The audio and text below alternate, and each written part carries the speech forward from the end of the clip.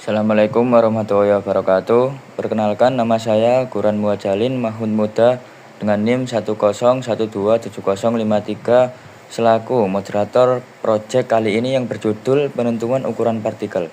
Tentunya saya di sini tidak sendiri, saya ditemani oleh teman-teman saya yang akan menjelaskan materinya.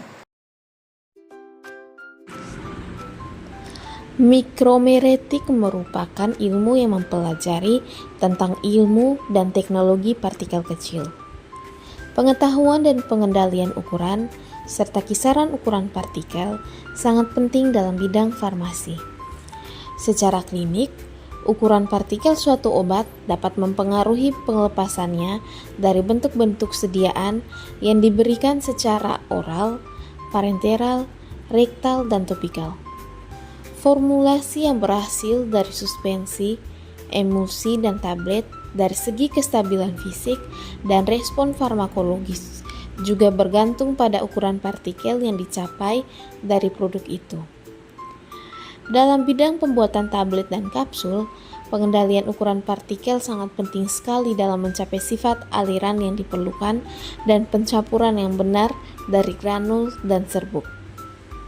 Tujuan penentuan partikel adalah untuk mengetahui ukuran, distribusi, dan bentuk partikel suatu bahan, sehingga dapat memahami karakteristik fisiknya yang berpengaruh terhadap sifat dan kinerjanya. Analisis ini penting karena ukuran dan bentuk partikel dapat mempengaruhi kecepatan pelarutan, kestabilan, homogenitas, serta efektivitas suatu produk, terutama dalam bidang farmasi, kimia, dan material.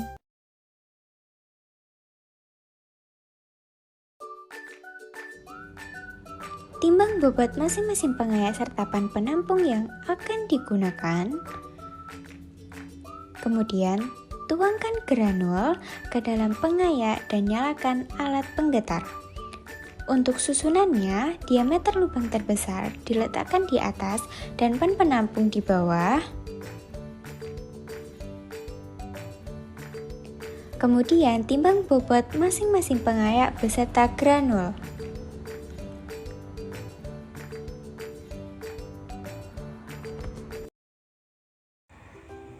Kelebihan dari metode pengayakan. Yang pertama, cepat dan praktis.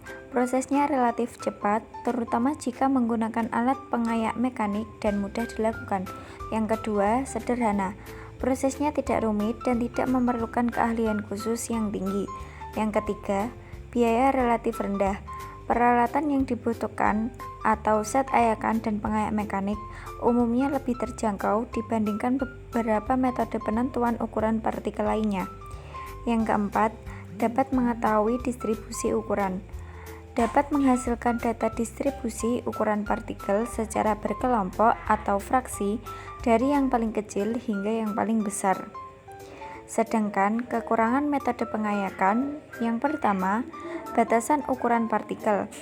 Umumnya tidak efektif untuk partikel yang sangat halus atau biasanya di bawah 38 mikrometer karena partikel cenderung menggumpal atau tidak lolos dengan baik. Yang kedua, tidak mengetahui bentuk partikel. Metode ini hanya mengukur dimensi partikel relatif terhadap bukaan ayakan, tidak dapat memberikan informasi tentang bentuk partikel secara pasti, misalnya bulat atau tidak beraturan, yang dapat mempengaruhi sifat alirnya. Yang ketiga, potensi agresi dan erosi. Agresi, getaran dapat menyebabkan partikel menggumpal atau agregasi sehingga mempengaruhi validitas data. Yang kedua, erosi. Jika pengayakan terlalu lama, partikel dapat tergerus atau mengalami abrasi atau erosi, menyebabkan partikel yang seharusnya tertahan menjadi lolos, yang juga dapat mempengaruhi hasilnya. Siapkan alat dan bahan yang akan digunakan.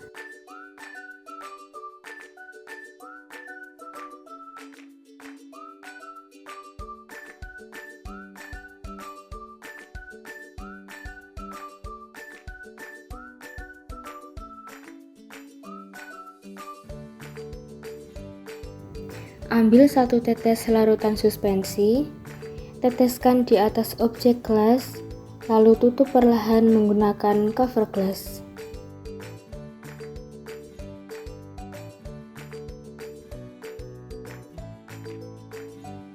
Letakkan preparat di meja mikroskop dan nyalakan mikroskop.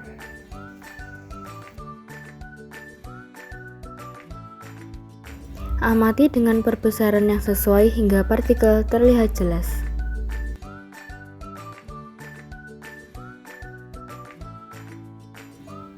Amati partikel yang tampak di bawah mikroskop bersama garis skala mikrometer dan catat perbesaran diameternya.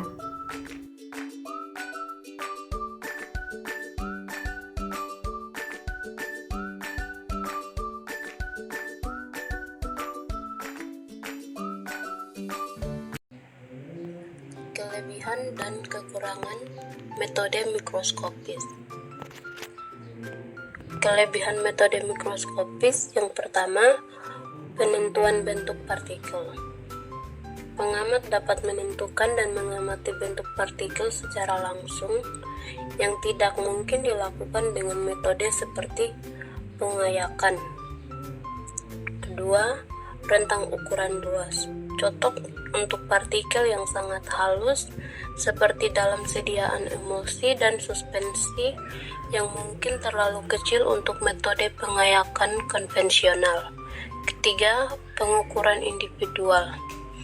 Pengukuran diameter dilakukan pada partikel satu persatu menggunakan mikrometer yang terkalibrasi yang dapat memberikan data diameter yang lebih pasti untuk partikel yang diukur. Kekurangan metode mikroskopis. Pertama, dimensi terbatas. Diameter yang diperoleh hanya mewakili dua dimensi partikel dalam kurung panjang dan lebar. Metode ini tidak memberikan perkiraan untuk ketebalan dalam kurun dimensi ketiga partikel. Kedua, memakan waktu dan tenaga. Jumlah partikel yang harus dihitung untuk mendapatkan perkiraan distribusi ukuran yang memadai dalam kurun sekitar 300 hingga 500 partikel. Membuat metode ini agak lambat dan melelahkan. Ketiga, variasi antara operator subjektivitas. Terdapat potensi variasi antara operator yang besar dalam pemilihan partikel mana yang diukur dan bagaimana garis tengahnya ditentukan. Dalam kurung meskipun dapat diatasi sebagaimana fotomikrograf dan penggunaan diameter yang seragam. Pengaruh ukuran partikel terhadap sifat fisik. Yang pertama, luas permukaan. Partikel yang lebih kecil memiliki luas permukaan yang relatif lebih besar dibandingkan partikel besar pada jumlah massa yang sama. Akibatnya, partikel kecil memiliki interaksi lebih banyak dengan pelarut atau lingkungan sekitarnya, sehingga sering mempengaruhi sifat fisik dan kimia bahan. 2. Laju pelarutan. Karena luas permukaannya lebih besar, partikel kecil akan lebih cepat larut dalam pelarut. Hal ini penting di bidang farmasi, karena ukuran partikel kecil dapat meningkatkan bioavailabilitas obat, yaitu obat lebih cepat diserap tubuh. Selanjutnya, kerapatan dan aliran. Partikel besar umumnya memiliki aliran yang lebih baik karena gaya gesekan antar partikel lebih kecil. Sebaliknya, partikel kecil cenderung menempel satu sama lain, yaitu kohesi tinggi, sehingga alirannya menjadi kurang baik. Yang keempat, kemampatan. Partikel kecil lebih mudah dipadatkan karena dapat mengisi celah antar partikel besar, menghasilkan susunan yang lebih rapat. Ini penting dalam pembuatan tablet karena mempengaruhi kekuatan dan kekompakan tablet. Yang kelima, stabilitas. Partikel yang terlalu kecil, misalnya dalam bentuk nano, bisa menjadi kurang stabil karena energi permukaannya tinggi. Akibatnya, partikel bisa menggumpal, aglomerasi, atau mengalami perubahan sifat seiring waktu. Yang terakhir, warna dan kecerahan. Ukuran partikel juga mempengaruhi cara cahaya dipantulkan atau diteruskan oleh suatu bahan. Partikel kecil cenderung menghasilkan warna lebih cerah atau tampak transparan, sedangkan partikel besar bisa membuat warna lebih buram atau pekat. Pengertian ukuran partikel dan sifat fisik. Ukuran partikel adalah ukuran rata-rata dari butiran padat dalam suatu bahan. Ukuran ini sangat memengaruhi sifat fisik bahan seperti pelarutan, kerapatan, aliran, dan kestabilan. Semakin kecil ukuran partikel, semakin besar luas permukaannya yang terbuka sehingga interaksi dengan pelarut atau bahan lainnya meningkat. Aplikasi ukuran partikel dalam industri farmasi. Pentingnya ukuran partikel termasuk Critical Quality Attribute atau CQA dalam formulasi obat, mempengaruhi sifat fisik dan performa sediaan. Laju disolusi dan bioavailabilitas semakin kecil, jadi semakin cepat larut. Kestabilan suspensi atau emulsi ukuran kecil, sedimentasi lebih lambat. Sifat alir dan kompresibilitas penting pada tablet dan kapsul.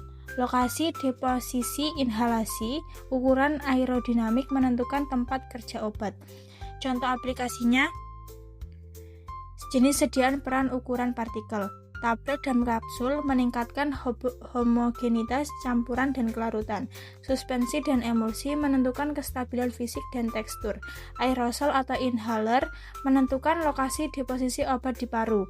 Nanopartikel mengontrol pelepasan dan meningkatkan penetrasi sel. Selanjutnya, aplikasi ukuran partikel dalam industri farmasi. Manfaat, tantangan, dan metode terkait. Manfaat pengendalian ukuran partikel, kualitas produk konsisten antar batch, efikasi dan keamanan obat terjamin. Proses manufaktur lebih efisien, flowability, mixing, drying. Memenuhi standar regulasi atau quality by design atau QBD. Tantangan di industri, variasi hasil antara metode mikroskopi, laser diffraction, pengayaan, agregasi partikel saat penyimpanan atau proses produksi. Pemilihan teknis analisis harus sesuai jenis sediaan. Metode umum yang dipakai pengayaan atau sieving untuk bubuk dan granula kasar. Mikroskopi untuk partikel mikro. Laser diffraction dan dynamic light scattering untuk suspensi dan nanopartikel. Kesimpulan, dari kedua metode yang sudah dijelaskan, dapat disimpulkan bahwa metode mikroskopi memberikan informasi detail mengenai bentuk dan ukuran partikel secara individual, sedangkan metode ayakan lebih cepat dan praktis untuk menentukan distribusi ukuran partikel dalam jumlah besar. Meskipun tidak memberikan informasi detail tentang bentuk partikel, keduanya penting karena ukuran partikel mempengaruhi sifat fisiokimia suatu bahan seperti laju kelarutan. Demikian penjelasan tentang penentuan ukuran partikel dari kelompok kami. Terima kasih, semoga bermanfaat dan menambah wawasan kita semua. Wassalamualaikum warahmatullahi wabarakatuh.